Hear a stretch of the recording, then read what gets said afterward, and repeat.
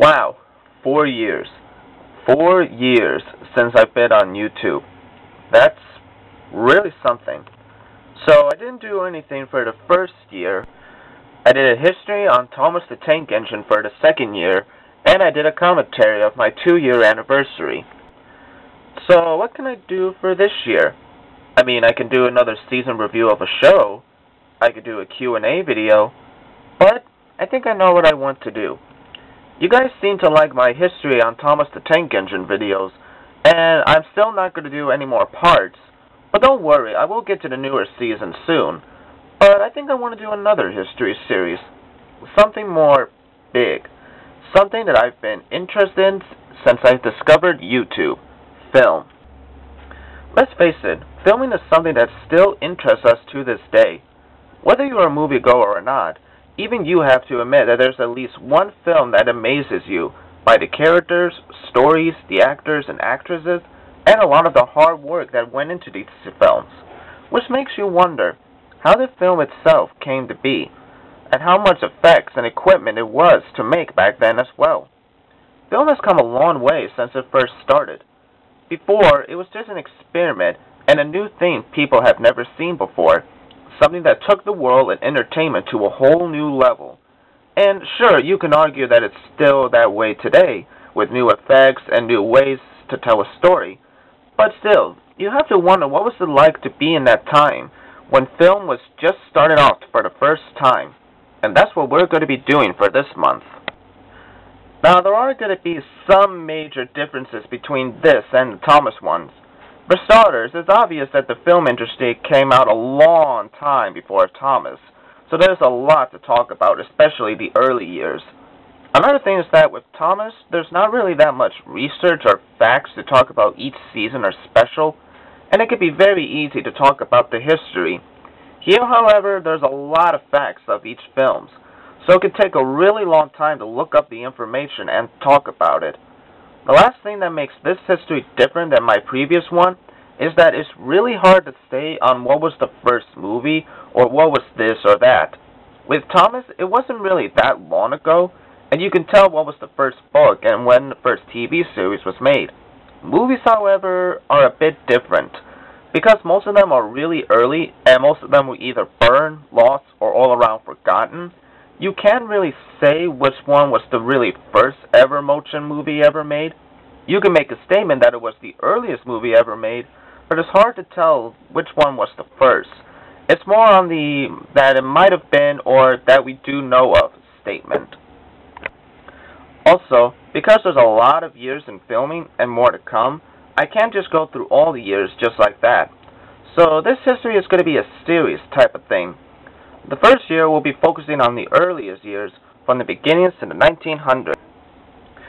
This week we'll start off on how the idea of filming started, and what went through the process of the first camera and first film. Then next week we'll start talking about these films, how were they made, and how did it do when it was first shown to the audience. And before you ask, no, I'm not doing a review on these films. This series is mostly going to be based on history and facts on these films. I might review them at a different time, but for now, I just want to talk about them. So, now that you know on what's going to be expected on this series, let's start back way to the BC area, mostly in the early 300s. Now, it is said that the earliest years on how the idea of motion came to be is when the Greek Eratosthenes was the first to describe and observe on how he saw a light after effect after he gazed into the sun. A few years later, in 65 BC, a Roman poet and philosopher, Titus Lucretius Curtius, described the principles of persistence of vision, which is the optical effect of continuous motion produced when a series of sequential images were displayed. Then later on, in 130 AD, a Greek astronomer and geographer, Ptolemy of Alexandria, discovered and proved Lucretius' persistence. So, you might be wondering, if they discovered the motion, how long did it actually took them to finally make the motion into film? Well, it will go all the way later into the 1790s. In the late 1790s, a Belgian showman, Andy Gaspard Robertson, invented Fantascope. This little device was made as a horror show, designed to frighten audience. It became really popular in Europe. The way that this was done was through the help of a little magical lantern on wheels, which would be out of the view for the audience to project a ghostly-looking image that would change its shape and size into a smoke. Then jump ahead into the 1820s, when Frenchman Peter-Marc Roget rediscovered the pre-existence of vision principle, leaving Belgian scientist Joseph to study this vision, develop a spinning viewer or spinning wheel, the Vinkoscope, in 1832-34. This was the first ever device that would use pictures to appear and to move, and is also considered the precursor of animation.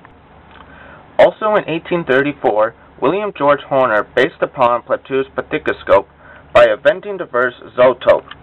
This device was like an early step of motion pictures that consisted of a drum that contains a set of still image.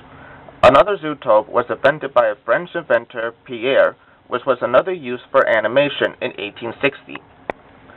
Later on, in 1872, British photographer Eduardo Membrance took the first successful photographs of motion, which he used to create a new device, the Zugyroscope. The way this was done is that he set up 24 cameras along the racetracks. Then they brought a horse to run along the racetrack. California Senator Leah Stanford commissioned Membrance to do this in order to see if the four legs on the horse have left the ground at the same time. As the horse galloped along the track, the strings broke on each of the cameras, which activated the shutter on each of them, capturing the image, and then later each of the photographs were used for the Zugyroscope. This other device was also used on humans, and most of them were made around 1872 to 1878. Later in 1877, a Frenchman by the name Émile Ritter invented and patented the Precoscope. Later on, in 1892, he opened up a theater called the Theater Opquit, which he showed his invention to the public. The device reflected out his hand-painted drawings that were on the long, broad strips inside the drum. In 1882, Eddie Jules Marin developed a chronocle camera that looks like a gun. It was made to take at least 12 successful pictures or image per second. In 1886, another motion picture camera and projectors called the Biovantoscope was invented. The person that made it tried to send Thomas Edison details of his camera design, but he received no replies. 1887 was the year that an American named Hannibal W. Goodwin invented nitrogen chlorine film, with a combination of gun cotton and gun champagne. Then in 1888, a lot of stuff would happen to help get the film industry up its feet. The first thing that happened was Thomas Edison filed his patent office document in which he was filling out an application for his kinescope, which would be a motion picture camera. The next thing was the introduction to the lightweight, inexpensive camera. It would use paper photographic films on roller. The camera would later have a trademark named Concat, which was invented by George Eastman. The last thing that was introduced into 1888 is a single-lens camera that was invented by a Frenchman named Louis Auxerre Le Prince. He used this to create the very first moving picture sequence by moving the film through a camera Spotek wheels by grabbing the film's performance. So yes, although technically this is not the first movie in theaters, this was technically the first type of motion you've ever seen from a camera. Like I said, this must have been mind-blowing for some people that were able to see it. And not only that, but finally in 1889 came along Henry, who developed and patented a flexible roll film to be manufactured by George Easton and his company. So now we have all the equipment and everything ready to make our first motion picture. So, how were the early films? Well, join me in the next part and we'll take a look at some of them.